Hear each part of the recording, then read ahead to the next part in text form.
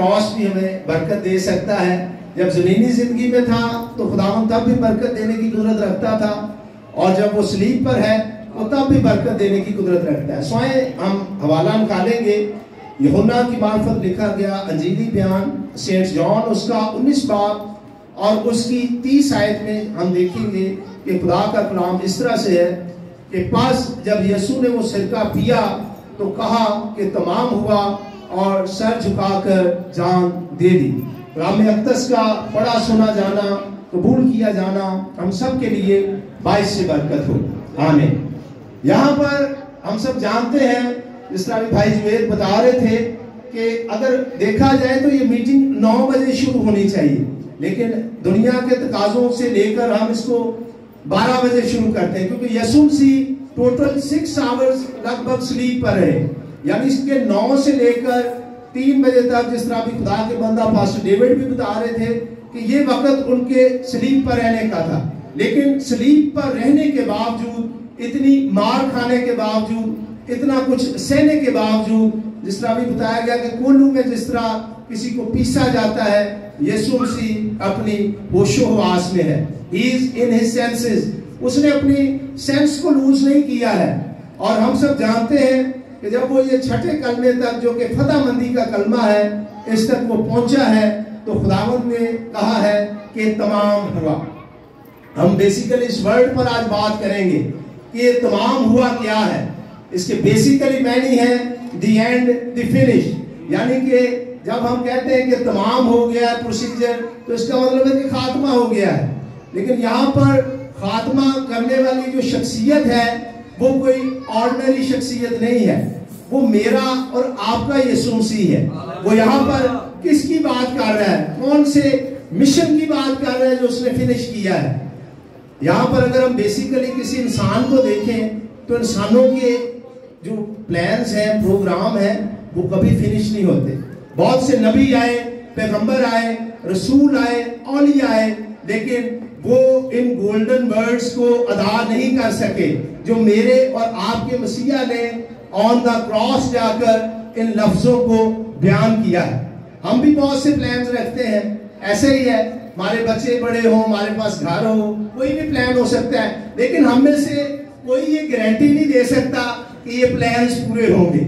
और यीशु मसीह की बाबत ये खुशखबरी है कि मेरा और आपका खुदावंद, जिसके बारे में लिखा है कि वो जो कहता है वो करने की कुदरत रखता है। वो अगर कहता है कि रोशनी हो जा तो रोशनी को होना पड़ता है।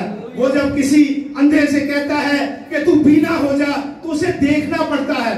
जब वो किसी मुर्दे को कहता है कि तू जिंदा हो जा तो उसको जिंदा होना पड़ता है, क्योंकि मेरा और आपका यीशु मसीह कुदरत रखता है, और उसकी कुदरत उसके लफ्जों में है, उसकी जिंदगी में है, उसकी कई भी बातों में है। और यहाँ पर खुदावंद यीशु मसीह जिस खात्मे का जिक्र कर रहे हैं, बेसिकली वो उस मिशन का जिक्र कर रहे हैं जो खुदा बाप ने उन्हें सौंपा था। अगर हम पैदाइश की किताब in the book of genesis को पढ़े तो उसमें 3 बाब और उसकी 15 आयत में लिखा है कि एक ऐसी पर्सनैलिटी दुनिया में आएगी जो औरत से जन्म लेगा, जो औरत से पैदा होगा, और खुदा कहता है कि उसके और इब्लीस के दरमियान मैं अदावत डालूंगा, और वो उसकी एड़ी पर काटेगा और वो उसके सर को कुचलेगा। लेकिन ये सर जो इब्लीस का है, जो सांप का है, और जिसके बारे में मुकाशफा बताता है कि वो पुराना सांप, वो इब्लीस जो लोगों को, जिंदगियों को गुमराह करता है और आज भी उसका मिशन जारी है, उसके सर को कुचला गया है। और कुचला किस मुकाम पर गया है? वो इस कलवरी पर कुचला गया है, जब मेरे और आपके यीशु मसीह ने सलीब पर जाकर उसके काम को फिनिश किया है। मैं आज एक सुबह दुआ सुन रहा था, और वो दुआ ये थी, तो बेटी कह रही थी, वो बड़ी खूबसूरत बात उन्होंने कही कि हम जो हैं आज भी शायद गुनहगार होते, आज भी शायद हम गुनाहों में डूबे होते, अगर हमारा इफ्जी और कफारा, मेरा और आपका यीशु मसीह सलीब पर ना जाता। सलीब पर भी उसको मजाक हुए हैं, हर जगह उसको मजाक हुए हैं, लेकिन उसने ये बर्दाश्त किया है। उस वक्त लोग कह रहे थे कि तू सलीब तो नीचे आ जा तो हम तुझ पर ईमान ले आएंगे, लेकिन सहीफे बताते हैं, कलाम बताता है कि आज दुनिया, आज सारी उम्मत, आने वाली नस्लें इसलिए मान लाएंगी कि मेरा और आपका यीशु मसीह ऑन द क्रॉस कायम रहा। उसने ये नहीं कहा कि चलो ठीक है, बहुत मार खा ली, अब मैं मेरे को कुदरत है तो मैं थले आ जाऊं, लेकिन नहीं, यीशु मसीह ने ऐसा नहीं किया है। वो in the end, till and तक वो क्रॉस पर रहा है, उस वक्त तक रहा है कि जब तक कि उसके अंदर जिंदगी थी। उसने उन सब बातों को, उन सब चीजों को उसने तमाम किया है जो बाप ने उसके जिम्मे लगाई थी। उसने उस मिशन को तकमील दिया है। अब यहाँ पर एक और बड़ी खूबसूरत बात है। बाद लोग कहते ने ये गैर कवाम का भी कॉन्सेप्ट है, इसको जरा ध्यान से जरा सुनिएगा। उन्होंने सोचा कि शायद यीशु मसीह ने कह दिया है कि अब तमाम हुआ है और यीशु मसीह भी खत्म है, उसकी स्टोरी भी खत्म है और ये सब कुछ जो है ये फिनिश हो गया है। अब इसके बाद यीशु मसीह का कोई रीस्टार्ट नहीं है, यीशु मसीह की हस्ती जो है वो एंड हो चुकी है। लेकिन मेरे अजीजों, ऐसा नहीं है। यीशु मसीह ने यहाँ पर कहा है कि तमाम हुआ है। यीशु मसीह ने ये नहीं कहा कि मैं तमाम हो गया हूं। यीशु की पर्सनैलिटी तमाम हो गई है। यीशु की पर्सनैलिटी आज भी वो अब्दी सितारा है जिसे कोई तमाम नहीं कर सकता। और यहाँ भी इस बात का सबूत है कि उसने अपने सर रखा और जान दे दी। ये बड़ी खास बात है, इस पर गौर कीजिएगा। जब कोई इंसान बेसिकली जब किसी की जान निकलती है या वो अपने आखिरी लम्हात में होता है तो उसे नहीं पता होता कि उसके साथ होगा क्या। हो सकता है वो कुर्सी पे हो और वो कुर्सी से नीचे गिर जाए, लेकिन यहाँ पर यीशु मसीह पूरे इख्तियार के साथ अपनी जान देने का ऐलान कर रहा है, क्योंकि उसके कलाम में लिखा है कि उसे जान देने का भी इख्तियार है और उसका कलाम फरमाता है कि उसको जान देने का भी इख्तियार है, क्योंकि वही वो वाहिद हस्ती है जो कि हमें मुरतब करता है। खुदाइश की किताब में अगर हम पढ़े तो बाइबल मुकद्दस बड़ा खूबसूरत रेवलेशन देती है। जब खुदावंद होली स्पिरिट के साथ था, खुदा फरमाता है कि आओ हम इंसान को बनाएं। आदम का जब पुतला तैयार हो गया तो उस वक्त भी उसके नथनों में दम फूंकने वाला मेरा और आपका यीशु मसीह था। और यहाँ पर तो वो खुद ऑन द क्रॉस है, उसकी कोई कैसे जान ले सकता है। लेकिन ये इसलिए हुआ ताकि नविश्ते जो है वो क्या हो, वो पूरे हों। और कलाम अक़दस में लिखा है कि यीशु मसीह की जो फर्स्ट कमिंग है, इसके मुताबिक ये सब नविश्तों का पूरा होना जरूर है। खुदावंद जब अपने शिगिर्दों के साथ थे तो उस वक्त भी खुदावंद ने फरमाया कि इन बातों का होना जो है ये जरूर है। और अबरानियों का मुसन्निफ कहता है कि वो एक ही बार सलीब पर चढ़ने को है। यीशु मसीह बार बार नहीं आएंगे और बार बार वो सलीब पर नहीं चढ़ेंगे। ये सिर्फ एक दफा हुआ है, ये कफारा एक ही दफा अदा कर दिया गया है। रबी जिस तरह पादरी शहजाद साहब और पास्टर डेविड बता रहे थे कि पुराने ऐदनामों में एक लॉन्ग लिस्ट थी। जब भी किसी से, कबीले से, किसी फर्द बशर से गलती होती, गुनाह होती, कुर्बानियों का एक लंबा चौड़ा सिलसिला था कि कोई बरा लेकर आ रहा है, कोई कुछ लेकर आ रहा है, ताकि कुर्बानी हो, ताकि माफी हो। और आज भी बहुत सी कौमों में ये कुर्बानियों का कॉन्सेप्ट जारी है।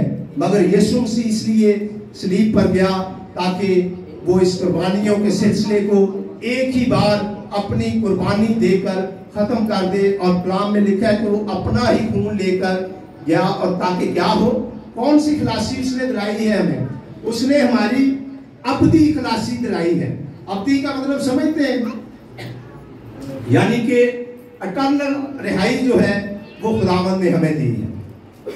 हमारे पास टाइम शॉर्ट है, आखिरी हवाला हम जल्दी से देखेंगे कि यीशु मसीह जब आसमान पर गया है तो इसका एक और क्या मोटिव है और उसका एक और बहुत बड़ा मकसद है जो शायद आज हम पूरा नहीं कर पा रहे हैं। आज हम उस पर्सनैलिटी को समझ नहीं पा रहे। यूहन्ना की इंजील उसका 16वां बाब और उसकी 5वीं आयत को अगर हम देखें तो यहाँ पर यीशु मसीह ने क्या कहा है। यहाँ पर यही यीशु कह रहा है, जरा इसको पढ़िएगा, सुनिएगा। मगर मैं अब अपने भेजने वाले के पास जाता हूँ और तुम में से कोई मुझसे नहीं पूछता कि तू कहाँ जाता है। अब यहाँ पर यीशु मसीह ने क्लियर कट जो है वो बता दिया है कि मैं कहाँ जाऊंगा, मैं अपने भेजने वाले के पास जाऊंगा। ये आज तक किसी ने नहीं कहा कि मैं आया हूं, मैं अपने भेजने वाले के पास जाऊंगा। ये सिर्फ मेरे और आपके आका ने, मेरे और आपके मुनज्जी ने, मेरे और आपके उस्ताद ने, मेरे और आपके रबूनी ने, मेरे और आपके खुदावन ने ये बात कही है कि मैं अपने भेजने वाले के पास जाता हूं। और जाना उसने किस लिए? कोई अपना मकसद था यीशु मसीह का? क्या वो अपने लिए आया था? क्या उसने अपने लिए सलीब पर ये सारा दुख जो था वो सहा था? नहीं, वो मेरे और आपके लिए इस दुनिया में आया था, ताकि गुनाहों का वो बोझ, वो कफारा जिसे कोई नबी नहीं दे सका, जिसे कोई पैगंबर नहीं दे सका, जिसे और भी कोई इलाही पर्सनैलिटी अदा नहीं कर सकी, वो यीशु मसीह में कामिल होकर पूरी हो जाए। और वो इसलिए आया। और 7वीं आयत में कहता है कि मैं जाता हूं ताकि तुम्हारे लिए जगह तैयार करूं। और जगह क्या है? कि जहां मैं होऊंगा वहां पर तुम भी होगे। यानी कि खुदा ही वो ऐसी हस्ती है, यीशु मसीह ऐसी हस्ती है, उसने ये नहीं कहा कि तमाम हो गया है, कौन तुसी कौन थे मैं कौन। नो नो नो, ये खुदा ने नहीं कहा। खुदा गया है और एक प्रॉपर प्लान के साथ गया है। फिर उसने ये भी कहा है कि मैं तुमको दूसरा मददगार बख्शूंगा जो कब तक तुम्हारे साथ रहेगा? अब तक रहेगा। अभी भाई साहब बता रहे थे कि यीशु मसीह 3 अप्रैल 33 साल को सलीब पर चढ़ाए गए, उसके बाद खुदावंद आसमान पर चला गया। और अब वो आएगा जरूर, मगर अब वो किसी चमनी में नहीं आएगा।